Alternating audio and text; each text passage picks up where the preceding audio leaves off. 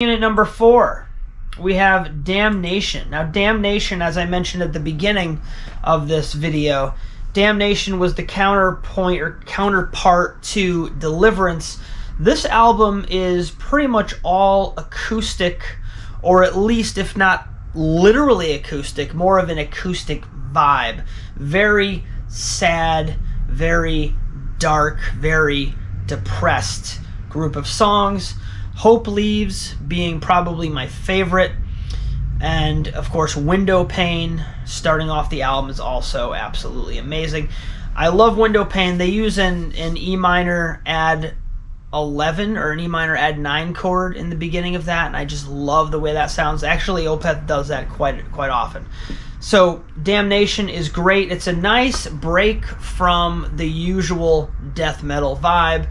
So the fact that they did this album and the fact that it's actually good just shows how talented OPETH is. Coming in at number 4, now number 3. These are my top 3. All right, strap in. We have Blackwater Park, and Blackwater Park is the first album of the middle age. You had Still Life, which was the segue from the old to the new, the old to the middle rather. And Blackwater Park was like full-on crisp production, guttural. There are some freaking classic songs on this album. I mean, obviously, Blackwater Park is great. The Funeral Portrait is decent. Patterns in the Ivy is a very melodic, arpeggiated kind of thing.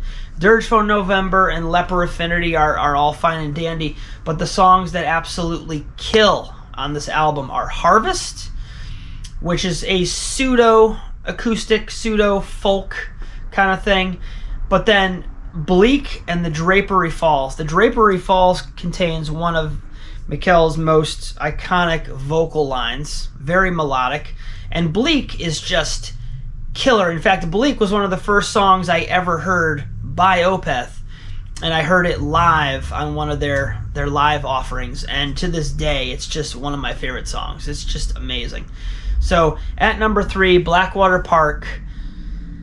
Coming in at number 2, we have Ghost Reveries, and Ghost Reveries came out in 2005. This is the top 2 for a good reason. The track listing is impeccable. Every song is great. The moments that really stand out on this album for me, I really like Ghost of Perdition. Very memorable. The Baying of the Hounds starts off with this insanely clean and crisp drop D guttural power chord to just open the track, and you just know you're in for a ride. I just love it. Reverie Harlequin Forest is by far my favorite track on the album. The combination of Reverie into Harlequin Forest as well as Harlequin Forest itself. Again, the production is tight, it's crisp, it's clean, it's produced perfectly, it's mixed perfectly, it's EQ'd perfectly, the vocals, the harmonies, it's freaking unbelievable. And then the Grand Conjuring actually uses a little bit of Phrygian dominant for all you music theory nerds out there.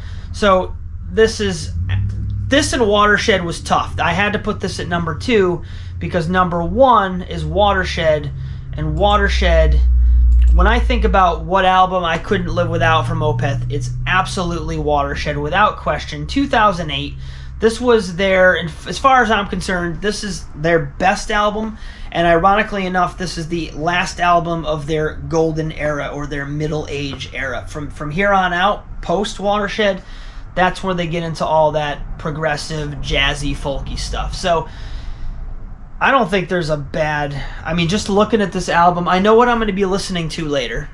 It's going to be this album. Coil is very ambient. It's mysterious. The chords and notes used are very dissonant. The Lotus Eater has that really cool vocal intro. That whole thing. Porcelain Heart and Hessian Peel and Hex Omega, those three kind of cover the same ground for me. Burden might be one of the best songs ever written.